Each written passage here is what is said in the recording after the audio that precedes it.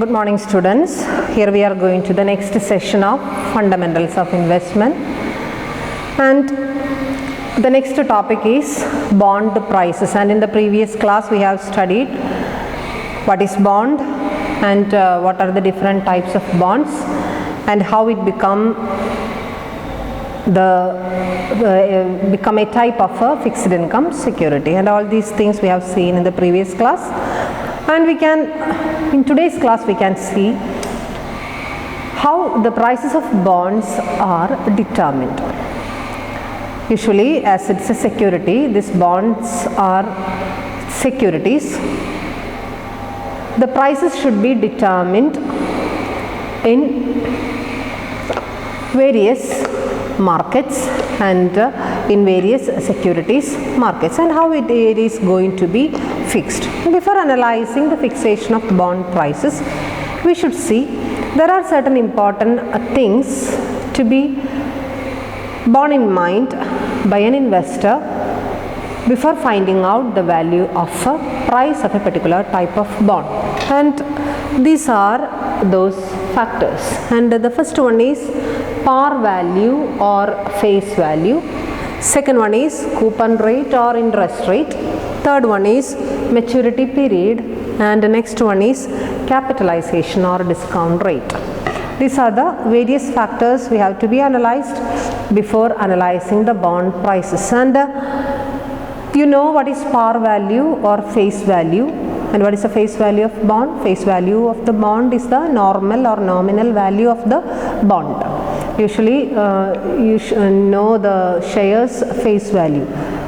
If the share has 10 rupees, that is its face value or nominal value. Likewise for bond also there is face value or par value, but comparing to this shares, equity and preference shares, usually the denomination will be higher in the case of bonds and debentures. Bond in the case denomination കൂടുതലായിരിക്കും. അതായത് 10 രൂപ 100 രൂപ എന്നൊക്കെ പറയുന്നതിന് പകരം 1000 10000 അങ്ങനെയൊക്കെയാണ് ബോണ്ടിൻ്റെ value, അങ്ങനെയാണ് വരാറ്, കുറച്ച് ഹയർ ഡിനോമിനേഷനിലാണ് വരുന്നത്. So there is a par value or face value. And next one is coupon rate or interest rate. And in the previous class we have, while discussing the various types of bonds, we have discussed there is zero coupon bond, there is deferred coupon bonds, all these things. And here coupon rate means interest rate. Interest rate usually while issuing these bonds we will give instructions regarding the disposal of interest, like usually it will be 2.5%, 2%, 1%, etc.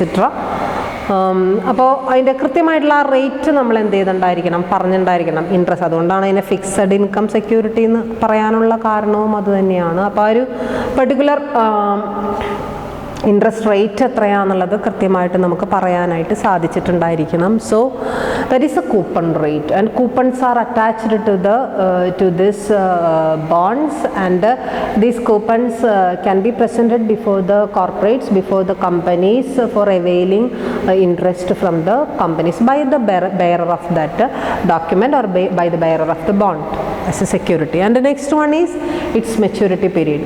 And when we are analyzing the characteristics of bonds, we have seen that one of the important characteristics is that it is a certain and fixed maturity period. സാധാരണ രീതിയിൽ ബോണ്ടിൻ്റെ maturity period എന്ന് പറയുന്നത് fixed ആയിരിക്കും. And issue ചെയ്യുന്ന സമയത്ത് തന്നെ പറഞ്ഞിട്ടുണ്ടായിരിക്കും, അതായത് after 5 years or after 10 years or only at the winding up എന്നൊക്കെ പറഞ്ഞിട്ടാണ് നമ്മൾ ഇഷ്യൂ ചെയ്യുന്നതെങ്കിൽ it can be redeemed only at the expiry of that period. That is fixed maturity, and the period will be, compared to other securities, the period will be a longer period. For example, 7 years, 8 years and 10 years. Bonds are usually issued by the companies as well as by the government. So that is the maturity period. എത്ര നാളത്തേക്കാണ് ആ document issue ചെയ്യുന്നത്. So that's also the thing. And the next one is capitalization and discount rate. Capitalization rate and discount rate. And what is this? This is a peculiar type of rate, and you know that the returns or income of bond that is interest, is earned by the investor in the ensuing or in the coming years, coming 10 or 15 years. So we have to calculate the present value of those inflows. ആ ഇൻഫ്ലോസിൻ്റെ present value നമ്മൾ എന്ത് ചെയ്യണം, calculate ചെയ്യണം. And this present, you know that present value can be calculated with the help of the discounting factor. അതായത് ഇന്നത്തെ 1 രൂപ എന്ന് പറയുന്നത് നാളത്തെ 1 രൂപയോട് തുല്യമാക്കാൻ നമുക്കൊരിക്കലും സാധിക്കില്ല. ഇന്നത്തെ 1 രൂപ നാളത്തെ 1 രൂപ 10 പൈസയോടോ അല്ലെങ്കിൽ നാളത്തെ 1 രൂപ 15 പൈസയോടോ തുല്യമാണ്. ബിക്കോസ് അത് നമുക്കറിയാം എന്താണ് അതിൻ്റെ കാരണം. നമ്മളിപ്പോൾ ഇന്നൊരു 1000 രൂപ കടം ഒരാൾക്ക് കൊടുത്തിട്ടുണ്ടെങ്കിൽ നാളെ നമ്മളത് തിരിച്ചു വാങ്ങിക്കുമ്പോൾ, അല്ലെങ്കിൽ നാളെ എന്ന് നമ്മൾ വിചാരിക്കേണ്ട ഒരു 2 മാസം കഴിഞ്ഞിട്ട് നമ്മളത് തിരിച്ചു വാങ്ങിക്കുമ്പോൾ എങ്ങനെയാണ് നമ്മൾ തിരിച്ചു വാങ്ങിക്കുക? 1000 രൂപ മാത്രമാണോ വാങ്ങിക്കുന്നത്? അല്ല. എന്തടക്കമാണ് വാങ്ങിക്കുന്നത്? വിത്ത് ഇൻട്രസ്റ്റ് അടക്കമാണ് നമ്മൾ വാങ്ങിക്കുന്നത്. ബിക്കോസ് എന്തുകൊണ്ടാണ് ഇൻട്രസ്റ്റ് അടക്കം വാങ്ങിക്കാൻ കാരണം? 2 മാസം കഴിഞ്ഞിട്ട് നമുക്ക് 1000 രൂപ കിട്ടുമ്പോൾ അതിന് എത്രയുടെ വാല്യൂ ഉണ്ടാവില്ല? 1000 രൂപയുടെ വാല്യൂ ഉണ്ടാവില്ല. അതിന് എത്ര രൂപയുടെ ഉണ്ടാവുള്ളൂ? ഡെഫിനറ്റ് ആയിട്ടൊരു ഫിഗർ നമുക്ക് പറയാൻ പറ്റില്ല, എങ്കിലും നമുക്ക് അസ്യൂം ചെയ്യാം ചിലപ്പോൾ അതിന് 900 രൂപയുടെ വാല്യൂവേ ഉണ്ടായിരിക്കുകയുള്ളൂ. കാരണം വാല്യൂ എന്ത് ചെയ്തു? കുറഞ്ഞു പോയി. Especially we are living in the era of inflation. And what is the meaning of inflation? And inflation means the value of currencies are reducing day by day. That is inflation. And value is reducing and supply is increasing. മണിയുടെ supply increase ചെയ്യണോ, അതേസമയം value എന്ത് ചെയ്തുകൊണ്ടിരിക്കണോ? കുറഞ്ഞുകൊണ്ടിരിക്കുന്നത്. That is why, അതാണ് നേരത്തെ പറഞ്ഞ എക്സാമ്പിളിൽ 1000 രൂപ കടം കൊടുത്താൽ തിരിച്ച് നമ്മൾ 1000 രൂപയല്ല വാങ്ങിക്കുന്നത്, അതിനേക്കാൾ കൂടുതലൊരു എമൗണ്ട് വാങ്ങിക്കാനുള്ളൊരു കാരണവും അത് തന്നെയാണ്. ഇന്നത്തെ 1 രൂപ എന്ന് പറഞ്ഞു കഴിഞ്ഞാൽ നാളത്തെ 1 രൂപയായിരിക്കില്ല. ഒന്നിനേക്കാൾ കൂടുതൽ കിട്ടിയാലേ അത് 1 രൂപയോട് നമുക്ക് എന്ത് ചെയ്യാൻ പറ്റുള്ളൂ? ഈക്വലൈസ് ചെയ്യാനായിട്ട് സാധിക്കുള്ളൂ എന്നുള്ളതാണ് അതിൻ്റെ ഒരു പ്രത്യേകത. അപ്പോൾ അതിനുവേണ്ടി ആ ഒരു പ്രസൻറ്റ് വാല്യൂ കണ്ടുപിടിക്കാൻ, പ്രത്യേകിച്ചും ഇവിടെ ബോണ്ടിൻ്റെ ഇൻട്രസ്റ്റ് എന്ന് പറയുന്നത് നമുക്ക് കിട്ടുന്നത് എങ്ങനെയാണ്? ഫസ്റ്റ് ഇയർ ഇത്ര ഇൻട്രസ്റ്റ് കിട്ടി, നെക്സ്റ്റ് ഇയറിൽ ഇത്ര ഇൻട്രസ്റ്റ് കിട്ടി, അതിൻ്റെ നെക്സ്റ്റ് ഇയറിൽ ഇത്ര ഉണ്ട്. അതിൻ്റെ അറ്റ് ദ മെച്യൂരിറ്റി പീരീഡ് ആകുമ്പോൾ അതിൻ്റെ എമൗണ്ട് അങ്ങനെ തന്നെ നമുക്ക് എന്ത് ചെയ്യുന്നു? കിട്ടുന്നു അല്ലേ? അപ്പം അങ്ങനെ കിട്ടുന്ന സമയത്ത് ആ ഇൻഫ്ലോകളെ ഇന്നത്തെ ഔട്ട്ഫ്ലോവിനോട് നമുക്ക് കമ്പയർ ചെയ്ത് സ്റ്റഡി ചെയ്യാനായിട്ട് സാധിക്കണമെങ്കിൽ എത്രയാണ് അതിൻ്റെ ഡിസ്കൗണ്ടിങ് ഫാക്ടർ? സാധാരണ രീതിയിൽ ഈ ഡിസ്കൗണ്ടിങ് ഫാക്ടർ, ഈ ക്യാപിറ്റലൈസേഷൻ റേറ്റ് നമ്മൾ സാധാരണ പ്രസൻറ്റ് വാല്യൂ ടേബിളിലൊക്കെ നോക്കിയിട്ടാണ് മനസ്സിലാക്കാറുള്ളത്. Present value table, annuity table എന്നൊക്കെ പറഞ്ഞ് നിങ്ങൾ കേട്ടിട്ടുണ്ടായിരിക്കും. ആ ടേബിളിൽ നോക്കിയിട്ടാണ് നമുക്ക് എന്ത് ചെയ്യുക? മനസ്സിലാവുക എത്രയാണ് ഇതിൻ്റെ ഡിസ്കൗണ്ടിങ് ഫാക്ടർ എന്ന് നമുക്ക് എന്ത് ചെയ്യാൻ സാധിക്കുക? മനസ്സിലാക്കാനായിട്ട് സാധിക്കുക. So this is also an important consideration before analysing the prices of bond. ബോണ്ടിൻ്റെ പ്രൈസ് അനലൈസ് ചെയ്യുന്ന സമയത്ത് നമ്മൾ ഒരു ഇൻവെസ്റ്ററെ സംബന്ധിച്ചിടത്തോളം ഈ ഒരു കാര്യം കൂടി നമ്മൾ എന്ത് ചെയ്യേണ്ടതുണ്ട്? അനലൈസ് ചെയ്യേണ്ടതുണ്ട്, മനസ്സിലാക്കി വെക്കേണ്ടതുണ്ട്. അപ്പം ഇങ്ങനെ ഒരു 4 കാര്യങ്ങളാണ് നമ്മളിവിടെ പറഞ്ഞത്. ഈ 4 കാര്യങ്ങളും കൃത്യമായി മനസ്സിലാക്കിയാൽ മാത്രമേ ഒരു ആവറേജ് ഇൻവെസ്റ്ററെ സംബന്ധിച്ചിടത്തോളം എങ്ങനെയാണ് ബോണ്ടിൻ്റെ പ്രൈസ് അത് റെഡ്യൂസ് ചെയ്യുന്നുണ്ടോ അതോ അത് ഇൻക്രീസ് ചെയ്യാണോ, എങ്ങനെയാണ് അതിനെ വാല്യൂ ചെയ്യാനായിട്ട് സാധിക്കുക? Whether I should invest in A particular type of bond. അത് ഇൻവെസ്റ്റ് ചെയ്ത് കഴിഞ്ഞാൽ എനിക്ക് ലാഭകരമാണോ അല്ലയോ എന്നുള്ളത് കൃത്യമായിട്ട് എനിക്ക് മനസ്സിലാക്കണമെന്നുണ്ടെങ്കിൽ തീർച്ചയായിട്ടും എനിക്ക് ഈ കാര്യങ്ങളെക്കുറിച്ചിട്ടുള്ള ഒരു ഏകദേശം ഒരു അവെയർനെസ് എനിക്കുണ്ടെങ്കിൽ മാത്രമേ അതെനിക്ക് എന്ത് ചെയ്യാനായിട്ട് സാധിക്കും. ഏതൊക്കെ കാര്യങ്ങളാണ് നമ്മൾ പറഞ്ഞ്? അതിൻ്റെ കൂപ്പൺ, നോട്ട് കൂപ്പൺ, അതിൻ്റെ ഫേസ് വാല്യൂ, അല്ലെങ്കിൽ അതിൻ്റെ പാർ വാല്യൂ, അതിൻ്റെ നോമിനൽ വാല്യൂ, ഇതൊക്കെ ഒരേ പേര് തന്നെയാണ്, ഒരേ സംഗതിനെ തന്നെയാണ് ഈ പേരുകളൊക്കെ നമ്മൾ വിളിക്കുന്നത്. അതിനെക്കുറിച്ചിട്ടുള്ളൊരു ഏകദേശ ധാരണ നമുക്കുണ്ടായിരിക്കണം. അതുപോലെ തന്നെ അതിൻ്റെ ഇൻട്രസ്റ്റ് റേറ്റിനെ കുറിച്ച്, കൂപ്പൺ റേറ്റിനെ കുറിച്ചിട്ടുള്ളൊരു ധാരണ നമുക്ക് whether V are getting A sufficient rate of interest എന്നുള്ളത് മനസ്സിലാക്കാനായിട്ട് നമുക്ക് സാധിക്കണം. അറ്റ് ദ സെയിം ടൈം മൂന്നാമത് നമ്മൾ പറഞ്ഞതിൻ്റെ മെച്യൂരിറ്റി പീരീഡ്, ഒരു സഫിഷ്യൻ്റ്ലി ലോങ്ങർ പീരീഡ് ആണെങ്കിലും ആ ലോങ്ങർ പീരീഡിലേക്ക് എനിക്കത് കൈവശം കൊണ്ട് നടക്കാനായിട്ട് സാധിക്കുമോ എന്നുള്ളൊരു കാര്യം എനിക്ക് മനസ്സിലാക്കാനായിട്ട് സാധിക്കണം. At the same time you should know or you should analyse regarding the capitalisation rate or discounting rate. Okay, അപ്പോൾ ഈ വക കാര്യങ്ങളെക്കുറിച്ചിട്ടുള്ള അവെയർനെസ്സോടുകൂടി ബോണ്ടിൻ്റെ പ്രൈസിനെ കുറിച്ച് നമ്മൾ എന്ത് ചെയ്യാൻ പോവുകയാണ്? അനലൈസ് ചെയ്യാനായിട്ട് പോവുകയാണ്. ബോണ്ടിൻ്റെ പ്രൈസ് എന്ന് പറയുമ്പോൾ ചില സമയങ്ങളിൽ ബോണ്ടിൻ്റെ പ്രൈസ് ഇൻക്രീസ് ചെയ്യും, ചില സമയങ്ങളിൽ ബോണ്ടിൻ്റെ പ്രൈസ് ഡിക്രീസ് ചെയ്യും. ബോണ്ടിൻ്റെ പ്രൈസ് ഡിക്രീസ് ചെയ്യുക എന്ന് പറയുമ്പോൾ നേരത്തെ നമ്മൾ പറഞ്ഞ ഫേസ് വാല്യൂ അല്ലെങ്കിൽ നമ്മൾ പറഞ്ഞ ഒരു par value sometimes it will increase or sometime it will decrease. മാർക്കറ്റിൽ നമുക്ക് അത് വാങ്ങാനായിട്ട് പോകുന്നൊരു ഇൻവെസ്റ്ററെ സംബന്ധിച്ചിടത്തോളം ഫേസ് വാല്യൂവിൽ നിന്ന് വ്യത്യസ്തമായിട്ടുള്ളൊരു എമൗണ്ട് ആയിരിക്കും. ഫേസ് എന്ന് പറയുന്നത് അതിൻ്റെ ബേസിക് വാല്യൂ ആണ്. അതേസമയം ചിലപ്പോൾ അത് അവൈലബിൾ ആവുന്നത് അതിനേക്കാളും വളരെ ഉയർന്നൊരു റേറ്റിലായിരിക്കും നമുക്കത് അവൈലബിൾ ആവുന്നത്. സാധാരണ അതിൻ്റെ ഡിമാൻഡ് ആൻഡ് സപ്ലൈ ഫോഴ്സ്, സാധാരണ ഏതൊരു കമ്മോഡിറ്റി മാർക്കറ്റിലും ഉള്ള ഡിമാൻഡ് ആൻഡ് സപ്ലൈ ഫോഴ്സ് തന്നെയാണ് ഒരു ബോണ്ട് മാർക്കറ്റിലും എന്ത് ചെയ്യുന്നത്, അല്ലെങ്കിൽ ആ ബോണ്ടിൻ്റെ സെക്യൂരിറ്റി മാർക്കറ്റിലും പ്രതിഫലിക്കുന്നത് അങ്ങനെ തന്നെയാണ്. അതായത് ഇപ്പോൾ ബോണ്ടുകൾക്ക് ഡിമാൻഡ് കൂടുതലാണെങ്കിൽ automatically it will increase the price of that particular bond. Demand കുറവാണെങ്കിൽ അതെന്ത് ചെയ്യും, ഡിക്രീസ് ചെയ്യും, ബോണ്ടിൻ്റെ പ്രൈസ് ഡിക്രീസ് ചെയ്യും അല്ലേ. ഇപ്പോൾ ഫോർ എക്സാമ്പിൾ ഗവൺമെൻറ് ഇറക്കുന്ന ബോണ്ടൊക്കെ ആണെന്നുണ്ടെങ്കിൽ ഗവൺമെൻറ് ഇപ്പോൾ ഒരുപാട് കടം വാങ്ങിച്ചു വലിയൊരു കടക്കാരനായിട്ട് ഗവൺമെൻറ് മാറിയിട്ടുണ്ടെന്നുണ്ടെങ്കിൽ ഓട്ടോമാറ്റിക്കലി ഇൻവെസ്റ്റേഴ്സിനെ സംബന്ധിച്ചിടത്തോളം അവിടെ ബാർഗെയിനിങ് കപ്പാസിറ്റി കൂടുതലാണ്. Automatically it will increase the price അല്ലേ. പ്രൈസ് എന്ത് ചെയ്യും, ഇൻക്രീസ് ചെയ്യും, അതിന് സംശയമൊന്നുമില്ല.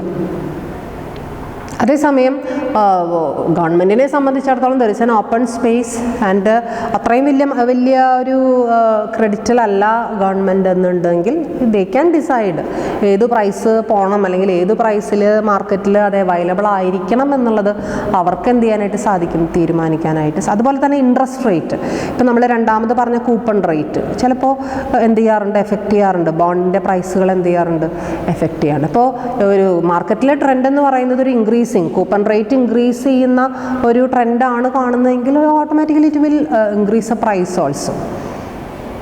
ലൈക്ക്വൈസ് ഇൻട്രസ്റ്റ് വളരെ കുറഞ്ഞു പോകുന്ന ഒരു അവസ്ഥയാണെന്നുണ്ടെങ്കിൽ തീർച്ചയായിട്ടും അതിൻ്റെ ഡിമാൻഡ് കുറയും. ഡിമാൻഡ് കുറയുന്നതിനനുസരിച്ച് എന്തും കുറയും, പ്രൈസും കുറയും. അപ്പോൾ ഇവിടെ പറഞ്ഞിരിക്കുന്ന 4 കാര്യങ്ങളും എന്തിനെ എഫക്റ്റ് ചെയ്യുന്നതാണ്, ബോണ്ടിൻ്റെ പ്രൈസിനെ എഫക്റ്റ് ചെയ്യുന്ന കാര്യങ്ങളാണ്. അപ്പോൾ ഒരു ഇൻവെസ്റ്ററെ സംബന്ധിച്ചിടത്തോളം ഈ വക കാര്യങ്ങളൊക്കെ ഇൻവെസ്റ്റ്മെൻറ്റിനോ ബോണ്ടിലുള്ള ഇൻവെസ്റ്റ്മെൻറ്റിനോടനുബന്ധിച്ച് മനസ്സിലാക്കി വെക്കേണ്ട കാര്യങ്ങളൊക്കെ മനസ്സിലാക്കിയതിന് ശേഷം മാത്രമേ എന്തിലേക്ക് പോകാനായിട്ട് പാടുള്ളൂ, ഇൻവെസ്റ്റ്മെൻറ്റിലേക്ക് പോകാനായിട്ട് പാടുള്ളൂ എന്നുള്ളതാണ് നമ്മളിവിടെ പറയുന്ന കാര്യം. ഇനി ബോണ്ട് പ്രൈസിൻ്റെ ആ ഒരു ഫ്ലക്ച്വേഷനെ കുറിച്ചും അതിൽ എഫക്റ്റ് ചെയ്യുന്ന കാര്യങ്ങളെക്കുറിച്ചൊക്കെ നമ്മൾ പറഞ്ഞു. അതേസമയം ഇനി ഒരു ഇൻവെസ്റ്ററെ സംബന്ധിച്ചിടത്തോളം അയാൾ കാൽക്കുലേറ്റ് ചെയ്യേണ്ട 2 പ്രധാനപ്പെട്ട വസ്തുതകൾ അല്ലെങ്കിൽ 2 പ്രധാനപ്പെട്ട ഭാഗങ്ങളാണ് ഇനി നമ്മൾ എന്ത് ചെയ്യാൻ പോണേ, ഡിസ്കസ് ചെയ്യാം. ബോണ്ടിൻ്റെ പ്രൈസിനെ എഫക്റ്റ് ചെയ്യുന്ന 2 കാര്യങ്ങൾ. ഫസ്റ്റ് വൺ ഇറ്റ്സ് ബോണ്ടിൻ്റെ ഈൽഡ്, സെക്കൻഡ് വൺ ബോണ്ടിൻ്റെ വാല്യൂ. ഓക്കെ, ഇത് രണ്ടുമാണ് നമ്മൾ എന്ത് ചെയ്യാൻ പോണത്, അനലൈസ് ചെയ്യാൻ പോകുന്നത്. ഈൽഡ് എന്ന് പറയുന്ന സംഭവം എന്താണെന്ന് നിങ്ങൾക്കറിയാം. Yield means returns. നമുക്ക് എത്ര കിട്ടുന്നു, ആ പെർട്ടിക്കുലർ ബോണ്ടിൽ നിന്നും നമുക്ക് എത്രയാണ് റവന്യൂ ആയിട്ട് കിട്ടുന്നത്, അത് നമ്മൾ എന്ത് ചെയ്യണം, അനലൈസ് ചെയ്യണം. അനലൈസ് ചെയ്യണം നമ്മളിതിൽ കുറച്ച് പ്രോബ്ലംസ് ആണ് അടുത്ത ഹെഡിങ് മുതൽ നമ്മൾ ചെയ്യാൻ പോകുന്നത് calculation of bond yield. And there are mainly 3 important types of yield. ഈൽഡുകളെ നമുക്ക് 3 പ്രധാനപ്പെട്ട കാറ്റഗറി ആയിട്ട് നമുക്ക് തിരിക്കാം.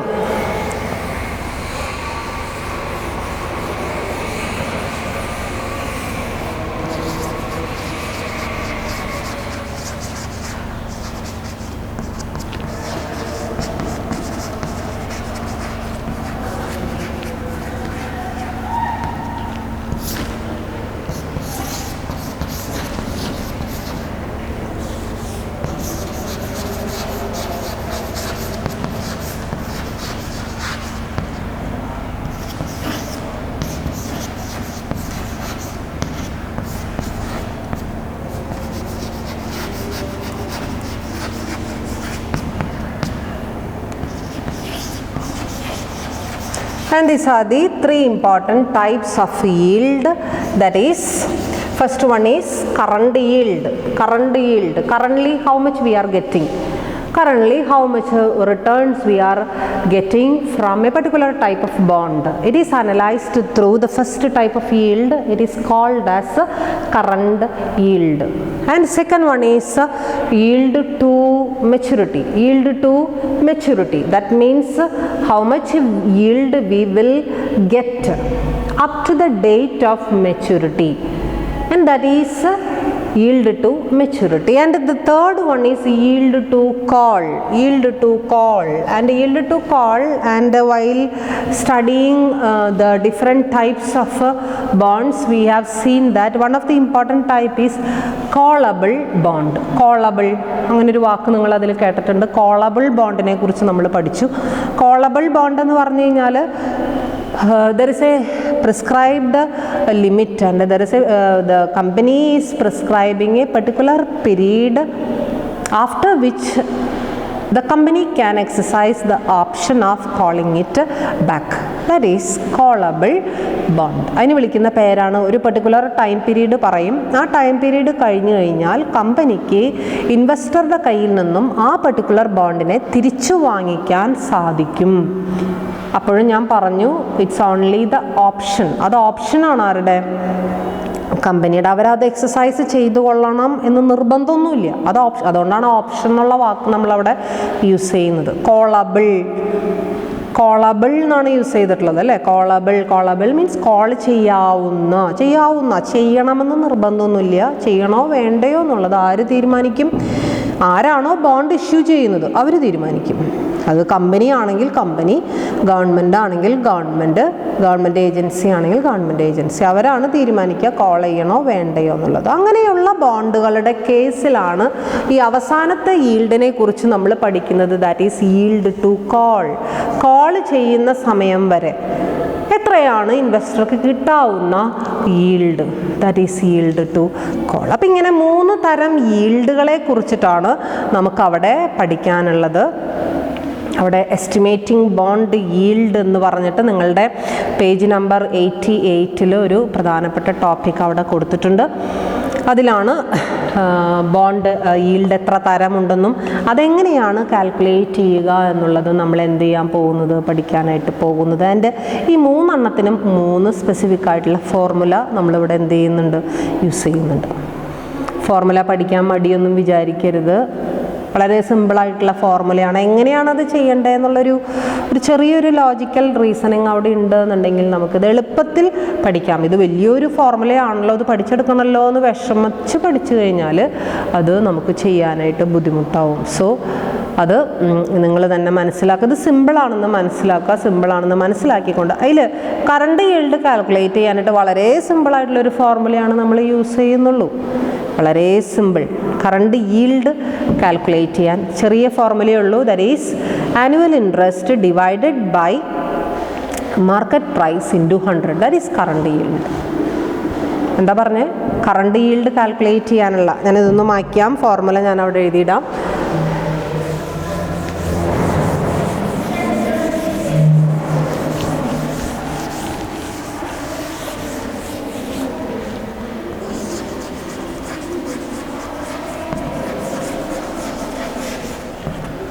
എങ്ങനെ കാൽക്കുലേറ്റ് ചെയ്യുക? കറണ്ട് ഈൽഡിൻ്റെ ഫോർമുലയാണ് ഇപ്പം നമ്മൾ പറഞ്ഞത്.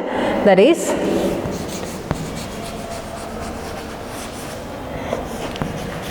Annual interest divided by market price into 100.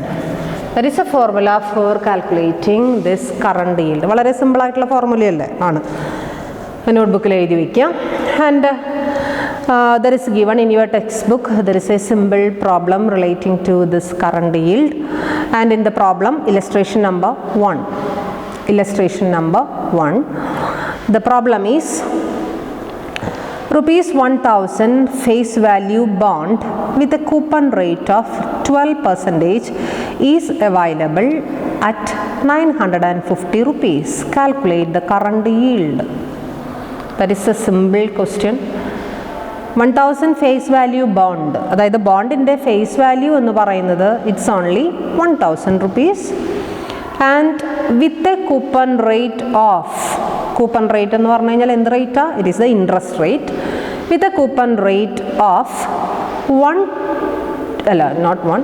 12%. Coupon rate എത്രയാണ്? 12% ആണ്. എപ്പോഴും നമുക്കറിയാം അല്ലേ, ഇൻട്രസ്റ്റ് റേറ്റും ഡിവിഡൻഡ് റേറ്റും ഒക്കെ പറയുമ്പോൾ എങ്ങനെയാണ് പറയുക? പെർസെൻറ്റേജിലാണ് പറയുക എന്നുള്ളത് നമുക്കറിയാവുന്ന കേസാണ്.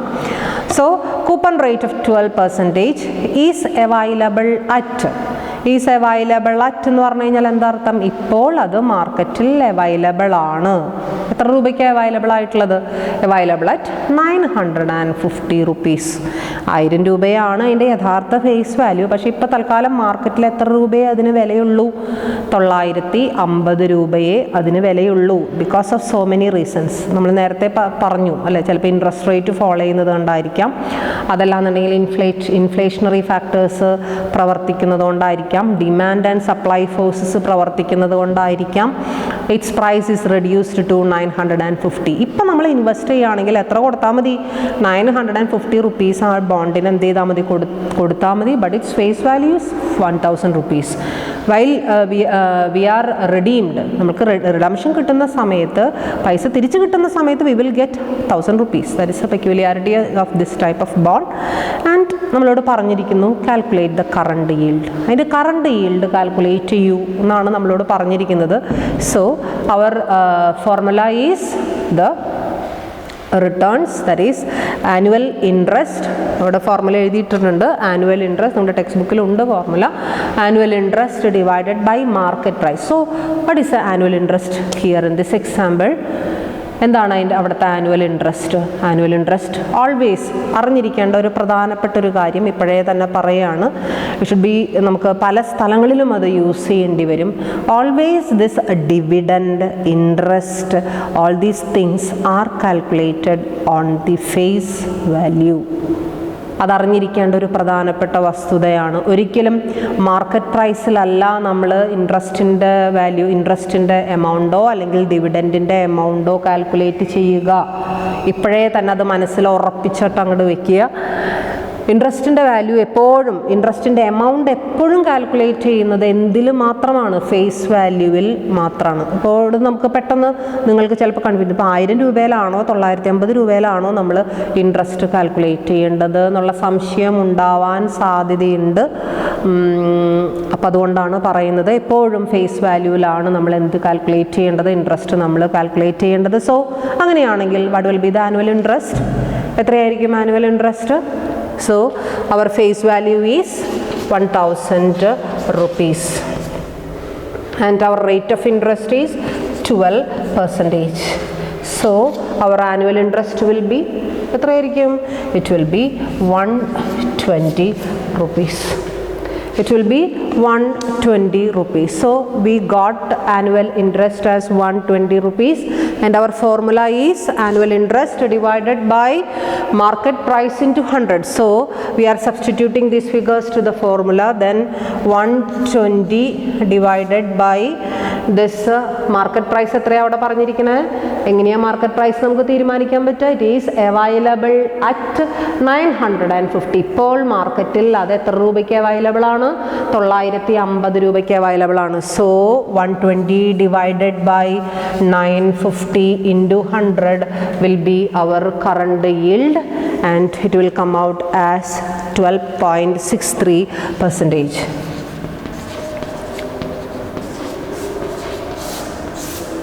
12.63%.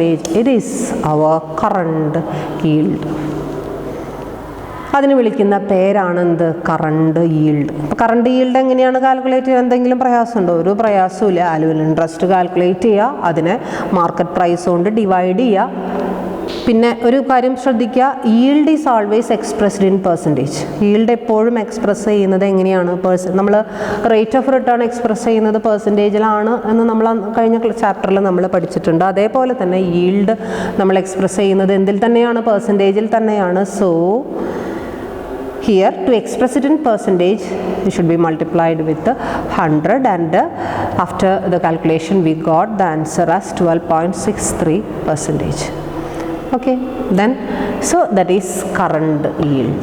Currently ഇപ്പോഴത്തെ yield നമ്മൾ അടുത്ത ഇതിലേക്കൊന്നും പോകില്ല. ഇപ്പം നമുക്ക് എത്ര yield കിട്ടുന്നു, നമ്മൾ ഫ്യൂച്ചറിലേക്കോ അടുത്ത വർഷങ്ങളിലേക്കോ അടുത്ത 5 വർഷത്തേക്കോ അടുത്ത 10 വർഷത്തിലേക്കോ ഒന്നും തന്നെ തൽക്കാലം നമ്മൾ പോകുന്നില്ല. ഏറ്റവും സിമ്പിളായിട്ട് ഈൽഡ് കാൽക്കുലേറ്റ് ചെയ്യാൻ പറ്റുന്ന മെത്തേഡാണ് എന്തെന്ന് പറയുന്നത്, കറണ്ട് ഈൽഡ് എന്ന് പറയുന്ന മെത്തേഡ്. ഇതിൻ്റെ കുറച്ചും കൂടി മോഡിഫിക്കേഷൻ, അതിനെ കുറച്ചും കൂടി ഈ കറണ്ട് ഈൽഡിനെ കുറച്ചും കൂടി ഇംപ്രൂവൈസ് ചെയ്തിട്ട് നമുക്ക് കിട്ടുന്നൊരു ഈൽഡാണ് yield to maturity. Yield to maturity. And what do you mean by yield to maturity?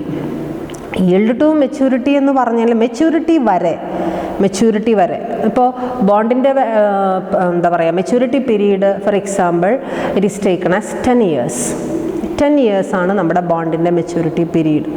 Then here we are going to calculate the yield we may acquire or we may realize up to the expiry of these 10 years. ഈ 10 കൊല്ലക്കാലം വരെയും നമുക്ക് കിട്ടാൻ സാധ്യതയുള്ള yield, കിട്ടാൻ സാധ്യതയുള്ള റിട്ടേൺസിനെ നമ്മൾ എന്ത് ചെയ്യാൻ നോക്കുകയാണ്, ഇന്നത്തെ പ്രസൻറ്റ് കറണ്ട് വാല്യൂവിലേക്ക് നമ്മളങ്ങോട്ട് കൂട്ടിമുട്ടിക്കാൻ പോവുകയാണ്. ഇങ്ങനെ കൂട്ടിമുട്ടിക്കുമ്പോൾ അല്ലെങ്കിൽ ഏറ്റവും അടുത്ത് നമുക്ക് കൂട്ടിമുട്ടിക്കുമ്പോൾ കിട്ടുന്ന ആ ഒരു പെർസെൻറ്റേജ് ആണ് ഈൽഡ് ടു മെച്യൂരിറ്റി എന്ന് പറയുന്നത്. ആൻഡ് ഇങ്ങനെ പറഞ്ഞപ്പോൾ നിങ്ങൾക്ക് മനസ്സിലായില്ല എന്നെനിക്ക് നന്നായിട്ട് അറിയാം. ആൻഡ് സോ ഒരു ഡീറ്റെയിൽഡ് ഇതിലേക്ക് പോകുന്നതിന് മുൻപ് you should bracket some important points or sentences in your textbook. The page number is 89. We are discussing about yield to maturity. You have to bracket the following sentences, and after reading those sentences you will get a clear idea about this yield to maturity. And the yield to maturity is the discount rate that equates the present value of cash outflow with the probable cash inflows. That means through interest income for holding periods and redemption amount on maturity. So these sentences should be bracketed, and after bracketing you should have a thorough reading of these sentences and you will get a clear idea.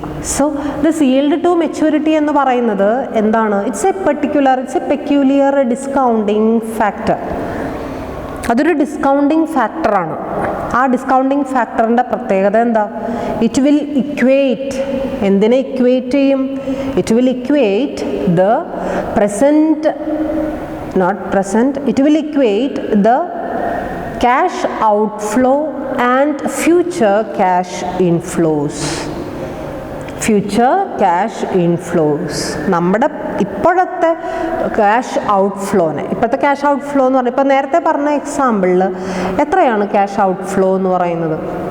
Cash outflow is 950 rupees. ഇപ്പം നമ്മൾ മാർക്കറ്റിൽ പോയിട്ട് വാങ്ങിക്കുകയാണെങ്കിൽ അതിൻ്റെ വില എത്രയാണ്? 950 rupees ആണ്. So it is A present cash outflow. ഇനി ഈ ക്യാഷ് ഔട്ട്ഫ്ലോനെ നമ്മൾ എന്ത് ചെയ്യാൻ പോവാണ്? ഫ്യൂച്ചർ ക്യാഷ് ഫ്ലോ ഇൻഫ്ലോസിലേക്ക് ഇക്വേറ്റ് ചെയ്യാൻ പോവാണ്. ഫ്യൂച്ചർ ക്യാഷ് ഇൻഫ്ലോ കിട്ടുമ്പോൾ നമുക്ക് എത്ര കിട്ടണം? 950 rupees നമുക്ക് കിട്ടിയാലാണ് നമുക്ക് ഈൽഡ് ഉണ്ടായി എന്ന് നമുക്ക് എന്ത് ചെയ്യാനായിട്ട് സാധിക്കുള്ളൂ? പറയാനായിട്ട് സാധിക്കുള്ളൂ. അതായത് ആ ഒരു റേറ്റെങ്കിലും, ആ ഒരു മിനിമം ആ റേറ്റെങ്കിലും കിട്ടിയാൽ മാത്രമേ നമുക്ക് എന്ത് കിട്ടുള്ളൂ? ഈൽഡ് കിട്ടും. ആ റേറ്റോ ഓർ എബോവ് ദാറ്റ് റേറ്റ് കിട്ടിക്കഴിഞ്ഞാൽ നമുക്ക് എന്ത് കിട്ടും? ഒന്നും കൂടി ഞാൻ പറയാം. This yield to maturity is the discounting rate which equates the cash outflow with the future cash inflow. ഈ ഫ്യൂച്ചർ ക്യാഷ് ഇൻഫ്ലോ എങ്ങനെയാണ് നമുക്ക് ഉണ്ടാവുന്നത്? രണ്ട് മാർഗങ്ങളിലൂടെയാണ് ഫ്യൂച്ചർ ക്യാഷ് ഇൻഫ്ലോസ് നമുക്ക് ഉണ്ടാകുന്നത്. ഏതൊക്കെയാണ് രണ്ട് മാർഗം? ഒന്നാമത്തെ മാർഗം we will get interest. That is the first thing. നമുക്ക് എന്ത് കിട്ടും? ഇൻട്രസ്റ്റ് കിട്ടും.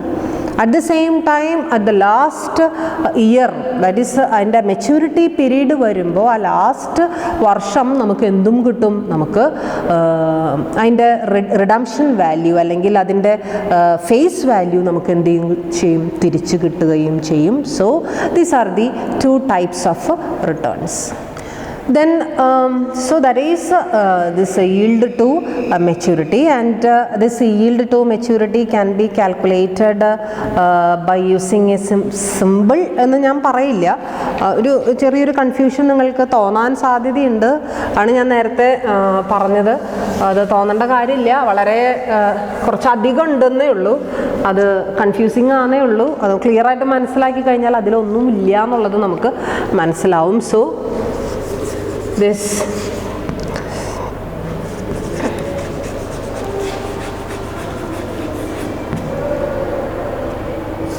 yield to maturity. ഇതിൻ്റെ ഒരു പ്രത്യേകത എന്ന് പറയുന്നത് ഇറ്റ് ഹാസ് 2 sides, 2 സൈഡുകൾ ഉണ്ട് എന്നുള്ളതാണ് അതിൻ്റെ ഏറ്റവും വലിയൊരു പ്രത്യേകത.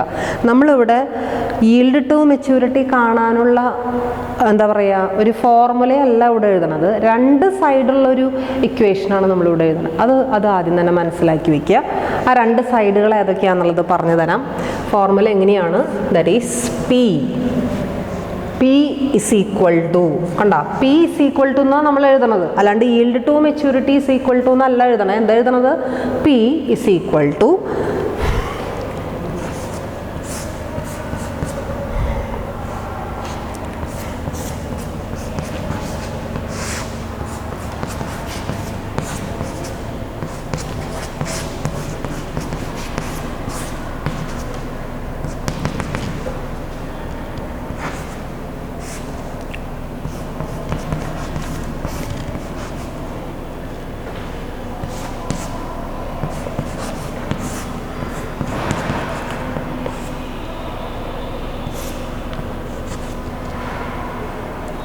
So this is the formula for, കണ്ടിട്ട് പേടിക്കൊന്നും വേണ്ട, സിമ്പിളാണ്.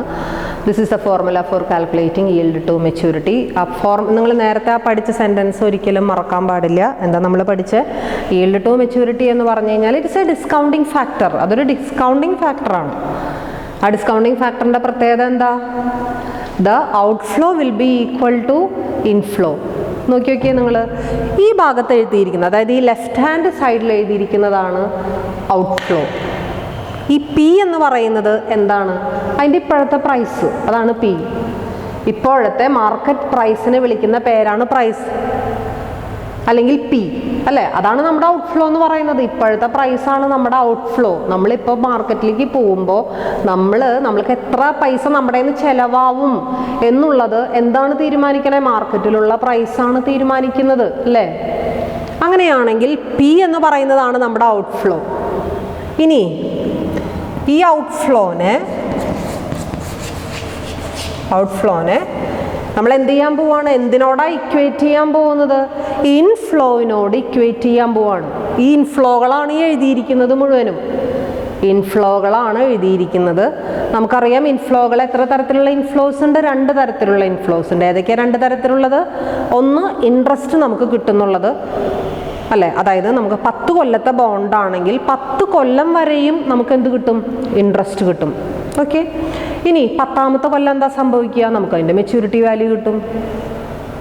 അപ്പം ഇത് രണ്ടും നമ്മുടെ എന്ത് തന്നെയാണ്, റിട്ടേൺസ് തന്നെയാണ്, അതിന് സംശയമൊന്നുമില്ലല്ലോ, ഇല്ല. ഇനി ഇവിടെ ഞാൻ എഴുതിയിരിക്കുന്ന ഫോർമുല എഴുതിയിരിക്കുന്ന ഒരു പാറ്റേൺ നോക്കി നോക്കി, ഇവിടെ എന്താ, C divided by 1 + r raised to 1. ആദ്യത്തെ കൊല്ലാണ് ഇട്ടത്, ഇത് ഫസ്റ്റ് ഇയർ ആണ്. ആദ്യത്തെ കൊല്ലത്തെ ഇൻഫ്ലോ ആണ് ഈ എഴുതിയിരിക്കുന്നത്. ഇവിടെ ഔട്ട്ഫ്ലോനെ എന്തിനോടാണ് നമ്മൾ ഇക്വേറ്റ് ചെയ്യണേ, ഇൻഫ്ലോനോടാണ് നമ്മൾ ഇക്വേറ്റ് ചെയ്യുന്നത്. അങ്ങനെ ഇക്വേറ്റ് ചെയ്യാൻ പോകുമ്പോൾ ആദ്യത്തെ കൊല്ലം നമുക്ക് കിട്ടിയിട്ടുള്ള ഇൻഫ്ലോ ആണ് നമ്മളിവിടെ എഴുതിയിരിക്കുന്നത്. എന്നിട്ട് സി എന്ന് പറഞ്ഞു കഴിഞ്ഞാൽ നമ്മുടെ ഇൻട്രസ്റ്റ്. സിക്ക് ഞാനിവിടെ ടെക്സ്റ്റ് ബുക്കിൽ ഉപയോഗിച്ചിട്ടുള്ള അതേ ആൽഫബറ്റ് അവിടെ യൂസ് ചെയ്തെന്നുള്ളൂ. സി എന്ന് പറയുന്നത് ആനുവൽ ഇൻട്രസ്റ്റ്. ഇപ്പം നേരത്തെ നമ്മൾ 120 രൂപ ആനുവൽ ഇൻട്രസ്റ്റ് കാൽക്കുലേറ്റ് ചെയ്തില്ലേ, ആ സെയിം സംഭവം തന്നെയാണ് സി എന്ന് പറയുന്നത്. ഇനി ആ സീനെ എന്തുകൊണ്ടാണ് ഡിവൈഡ് ചെയ്തിരിക്കണേ, 1 എന്ന് പറയുന്ന ഒരു കോൺസ്റ്റന്റ് നമ്പർ കൂടി ഉണ്ടില്ലേ, അത് കോൺസ്റ്റന്റ് ആണ്. 1 ഈസ് ഓൾവേസ് കോൺസ്റ്റന്റ്. ഈ 1 അത് ആ 1 റുപ്പിയുടെ വാല്യൂ കിട്ടാൻ വേണ്ടിയിട്ട് നമ്മൾ ചെയ്യണതാണ്. ഇന്നത്തെ 1 രൂപയുടെ വാല്യൂ അല്ല അടുത്ത ദിവസം ഉള്ളത്, അല്ലേ? 1 അവിടെ കോൺസ്റ്റന്റ് ആണ്, അതിൻ്റെ കൂടെ എന്തോ ഒന്ന് ആഡ് ചെയ്യപ്പെടേണ്ടതുണ്ട്, അല്ലേ? ആ അഡീഷനാണ് ദേ ഇവിടെ കൊടുത്തിരിക്കുന്നത്. എന്താ അവിടെ കൊടുത്തിരിക്കുന്നത്, റേറ്റ് അല്ലെങ്കിൽ ആർ. ഈ 6 എന്തുട്ട സാധനം? ഈ 6 നമ്മുടെ മെയിൻ സംഭവം. ഈ 6 നമ്മൾ എന്ത് ചെയ്യേണ്ടത്? കാൽക്കുലേറ്റ് ചെയ്യേണ്ടത്. ഈ 6 എന്ന് പറഞ്ഞു കഴിഞ്ഞാൽ it is the capitalisation rate or it is the discount rate. ആ റേറ്റിന് വിളിക്കുന്ന പേരാണ് എന്ത്? 6. ഇന്നത്തെ 1 രൂപയുടെ വാല്യൂവിലേക്ക് ആക്കണമെങ്കിൽ ഏത് ഡിസ്കൗണ്ടിങ് ഫാക്ടർ കൊണ്ടാണ് നമ്മൾ മൾട്ടിപ്ലൈ ചെയ്യേണ്ടത്? ഏത് ഡിസ്കൗണ്ടിങ് ഫാക്ടറാണ് നമ്മളിവിടെ കണക്കിലെടുക്കേണ്ടത്? That is R. അതിന് വിളിക്കുന്ന പേരാണെന്ത്? 6. നമുക്ക് വേണമെങ്കിൽ 12% എടുക്കാം, 13% എടുക്കാം, 14% എടുക്കാം. നമുക്ക് തോന്നിയ പെർസെൻറ്റേജ് ഒക്കെ നമുക്ക് എടുക്കാം. പക്ഷെ ഒരു പ്രത്യേകതയുള്ളൂ. എന്താ പ്രത്യേകത? It should be equated to this outflow. ആ റേറ്റ് ഓഫ് ഇൻട്രസ്റ്റിന് എന്തിനോട് ഇതെല്ലാം കൂടെ കൂട്ടി. ഇപ്പം നേരത്തെ പറഞ്ഞ എക്സാമ്പിളിൽ ഔട്ട്ഫ്ലോ എന്ന് പറയുന്നത് 950 rupees ആയിരുന്നുവെങ്കിൽ ഇവിടെ നമ്മൾ കാൽക്കുലേറ്റ് ചെയ്യുമ്പോൾ എന്ത് തന്നെ നമുക്ക് കിട്ടണം? 950 rupees തന്നെ നമുക്ക് കിട്ടണം. അത് ഏത് റേറ്റ് ഓഫ് ഇൻട്രസ്റ്റിലാണോ കാൽക്കുലേറ്റ് ചെയ്യുമ്പോൾ കിട്ടുന്നത്, അതാണ് നമ്മുടെ ഈൽഡ് ടു മെച്യൂരിറ്റി എന്ന് പറയുന്ന സംഭവം. പെട്ടെന്ന് ഔട്ട്റൈറ്റ് സ്ട്രെയിറ്റ് ആയിട്ട് പോയിട്ട് നമുക്ക് ആ റേറ്റ് ഓഫ് റിട്ടേൺ അല്ലെങ്കിൽ ആ ഒരു ഡിസ്കൗണ്ടിങ് ഫാക്ടർ നമുക്ക് ഒരിക്കലും കണ്ടുപിടിക്കാൻ സാധിക്കില്ല. And we have to use trial and error method in this type of calculations. Yield to മെച്യൂരിറ്റിയിലും ഈൽഡ് ടു കോളിലും നമ്മൾ ഏത് മെത്തേഡാണ് പരീക്ഷിക്കുക? Trial and error method to find out the correct discounting factor. 950 ഇവിടെ 950 തന്നെ നമ്മൾ ഈക്വൽ എന്നാണ് ഇവിടെ എഴുതി വെച്ചിരിക്കുന്നത്. മോർ ദാനോ ലെസ് ദാനോ അല്ല എഴുതിയിരിക്കണേ. എന്താ എഴുതിയിരിക്കണേ? ഇവിടെ യൂസ് ചെയ്തിട്ടുള്ള സിമ്പിൾ ഏതാ? It is equal. ഇക്വേറ്റ് ചെയ്യാൻ നമുക്ക് സാധിക്കണം. ഇക്വേറ്റ് ചെയ്യാൻ സാധിക്കണം എന്നുണ്ടെങ്കിൽ ഇവിടെ 950 ആണെങ്കിൽ ഇവിടെയും എന്ത് തന്നെ ആയിരിക്കണം? 950 തന്നെ ആയിരിക്കണം. അങ്ങനെ ആവണം എന്നുണ്ടെങ്കിൽ ഇതിൽ നമുക്ക് ചേഞ്ച് വരുത്താൻ പറ്റില്ല. Because annual interest is always fixed. മാറ്റം വരുത്താൻ പറ്റുമോ? പറ്റില്ല. ഇനി ഇവിടെയോ? ഞാൻ നേരത്തെ പറഞ്ഞു 1 എന്ന് പറയുന്നത് ഇവിടെ എല്ലായിടത്തും 1 എന്ന് പറയുന്നത് it's A constant number. It represents ₹1 value. ഇനി മാറ്റം വരുത്താൻ നമുക്ക് ചാൻസ് ഉള്ളത് എവിടെയാണ്? ഈ ഒരു 6ലാണ് നമുക്ക് മാറ്റം വരുത്താൻ ചാൻസ് ഉള്ളത്. അവിടെയാണ് നമ്മൾ ഏത് മെത്തേഡ് നമ്മൾ അപ്ലൈ ചെയ്യുന്നത്? ട്രയൽ ആൻഡ് എറർ മെത്തേഡ് നമ്മൾ അപ്ലൈ ചെയ്യുന്നത്. ഇന്ന് തൽക്കാലം ഞാൻ പ്രോബ്ലം സൈഡിലേക്ക് പോകാനായിട്ട് ഉദ്ദേശിക്കുന്നില്ല. കാരണം പ്രോബ്ലം തുടങ്ങിക്കഴിഞ്ഞാൽ നമുക്ക് അവസാനിപ്പിക്കാനായിട്ട് ഈ ക്ലാസ്സിൽ നമുക്ക് അവസാനിപ്പിക്കാൻ പറ്റാത്തത് കൊണ്ടാണ് ഞാൻ പോവാത്തത്. But you should study in detail this formula. ഇനി ഇങ്ങനെ ഇനി ഞാൻ മുഴുവൻ ഫോർമുലയുടെ മുഴുവൻ ഞാൻ എക്സ്പ്ലെയിൻ ചെയ്തില്ല. ഫസ്റ്റ് ഇയർ ഇങ്ങനെ, ഓക്കെ. സെക്കൻഡ് ഇയറിലും നമുക്ക് എന്ത് കിട്ടും? ഇൻട്രസ്റ്റ് കിട്ടും. ഓക്കെ, നമ്മൾ പറഞ്ഞു 10 കൊല്ലത്തെ ബോണ്ടാന്ന് നമ്മൾ പറഞ്ഞു. രണ്ടാമത്തെ കൊല്ലവും ഇൻട്രസ്റ്റ് കിട്ടി, മൂന്നാമത്തെ കൊല്ലവും ഇൻട്രസ്റ്റ് കിട്ടി. മൂന്നാമത്തെ കൊല്ലം കഴിഞ്ഞാൽ ഇനി അടുത്ത കൊല്ലം ഏതാ? 4ാമത്തെ കൊല്ലം അല്ലേ? ഇനി വല്ല സംശയം ഉണ്ടല്ല?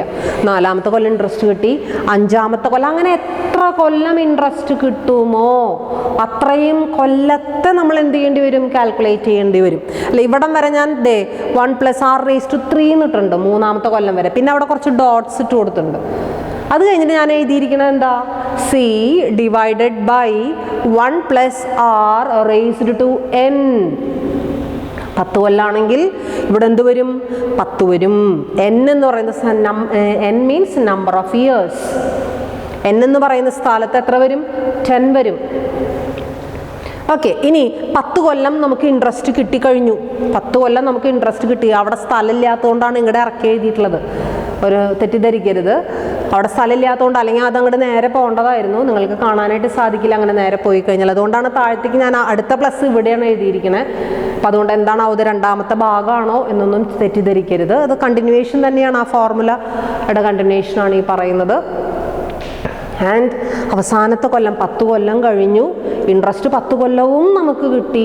ഇനി എന്ത് സംഭവിക്കും? 10ാമത്തെ കൊല്ലം ഇൻട്രസ്റ്റ് കഴിഞ്ഞ് കഴിഞ്ഞാൽ നമുക്ക് വേറൊരു സംഭവം കൂടി നമുക്ക് ഇൻഫ്ലോ ആയിട്ട് വരും. അതേതാ? നമ്മുടെ maturity value.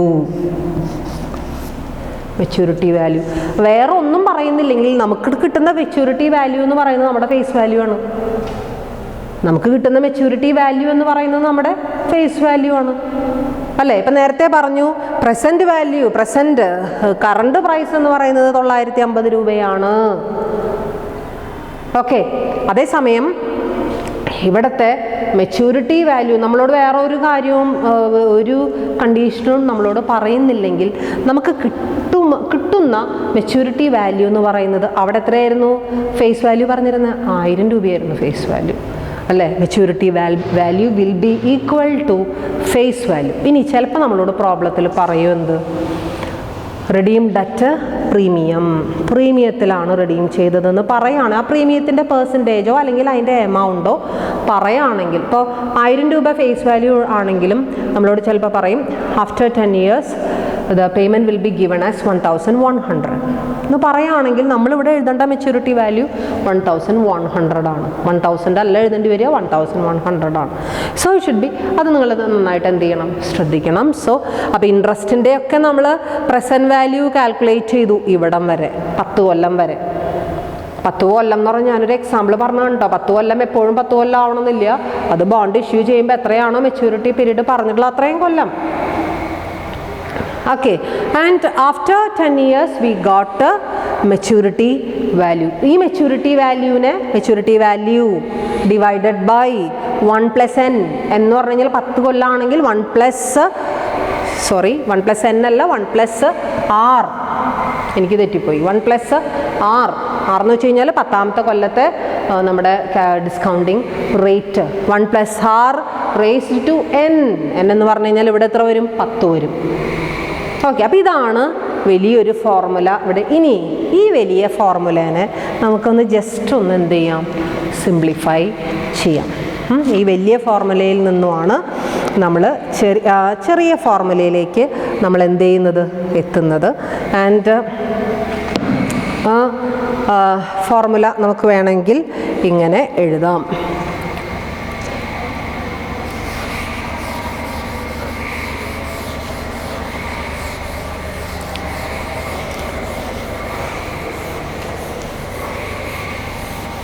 That is P is equal to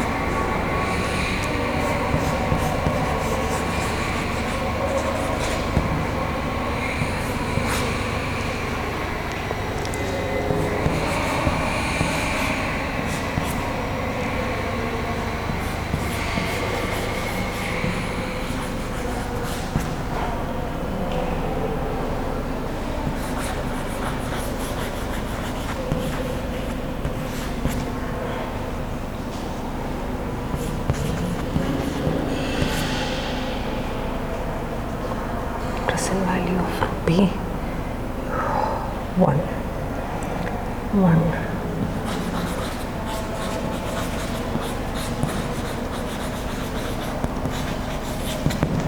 okay, so this is കുറച്ചുകൂടി സിംപ്ലർ ആയിട്ടുള്ളൊരു ഫോർമുലയാണ് ഞാൻ എഴുതിയത്. അതായത് നമുക്ക് കിട്ടുന്ന ഇൻട്രസ്റ്റിന് present value of ₹1 after n years after n years നമ്മളോട് പറഞ്ഞിട്ടുണ്ടാവും. ഇപ്പോൾ നേരത്തെ പറഞ്ഞതിൽ 10 വർഷമാണ് നമ്മൾ പറഞ്ഞത്. ആഫ്റ്റർ n years എത്രയാണ് ഒരു രൂപയുടെ പ്രസൻറ്റ് വാല്യൂ എത്രയാണെന്ന് നമുക്ക് ടേബിൾ നോക്കണം. അതിന് ഏതൊക്കെ ടേബിൾസ് നോക്കണം എന്നുള്ളത് കൃത്യമായിട്ട് ഞാൻ അടുത്ത ക്ലാസ്സിൽ പറഞ്ഞു തരാം. ദെൻ അതുപോലെ തന്നെ അതിനെ എന്തിൻ്റെ കൂടെ നമ്മൾ കൂട്ടണം, maturity value into present value of ₹1 as per annuity table അനുസരിച്ച് ₹1ൻ്റെ പ്രസൻറ്റ് വാല്യൂ എത്രയാണെന്നുള്ളത് കണക്ക് കൂട്ടി നമ്മൾ ഈ രണ്ടിനെയും കൂടി ആഡ് ചെയ്ത് കഴിഞ്ഞ് കഴിഞ്ഞാൽ നമുക്ക് എന്ത് കിട്ടണം, ഈ ഒരു പ്രസൻറ്റ് വാല്യൂയിലേക്ക് അല്ലെങ്കിൽ ഈ ഒരു ക്യാഷ് ഔട്ട് ഫ്ലോയിലേക്ക് നമുക്ക് എത്തിച്ചേരാനായിട്ട് സാധിക്കണം. ഇത് രണ്ടും കൂടി ഇക്വേറ്റ് ചെയ്ത് പോവുകയാണെന്നുണ്ടെങ്കിൽ നമുക്ക് ആ ഒരു ഇൻട്രസ്റ്റ് റേറ്റിന് അല്ലെങ്കിൽ ആ ഒരു ഡിസ്കൗണ്ടിങ് ഫാക്ടറിനെ നമുക്ക് എന്തായിട്ട് എടുക്കാം, നമ്മുടെ yield to മെച്യൂരിറ്റി ആയിട്ട് നമുക്ക് എടുക്കാം. ഒരു yield കൂടി അതിൽ എക്സ്പ്ലെയിൻ ചെയ്യാനായിട്ട് ബാക്കിയുണ്ട്. That is yield to call and it will be explained later and we will detailed ആയിട്ട് പ്രോബ്ലംസും കാര്യങ്ങളും നമുക്ക് ഈ രണ്ട് yieldലും ചെയ്യാനുണ്ട്. നമുക്ക് ചെയ്യാം, പേടിക്കേണ്ട. സോ അതും കൂടെ കഴിയുമ്പോഴാണ് ഒന്നും കൂടി അത് ക്ലിയർ ആയിട്ട് മനസ്സിലാക്കാനായിട്ട് സാധിക്കുള്ളൂ. Okay, thank you.